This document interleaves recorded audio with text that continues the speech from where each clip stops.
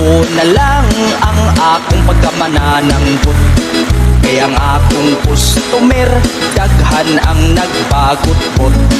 Ang tuba na kong baligya makasakit unos lubot, maglain ilang tiyan, magsigi ug pangutot.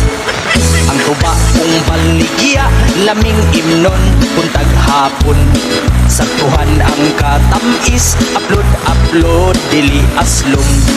Pero may nagreklamo, inighuman nilag inom, kay di madagpugong silang tanan kalibangon. Tubang bahal, tubang bag-o, parihas ra o ipikto. Tuba layo ka sa sakit, pero duol ka sa igit.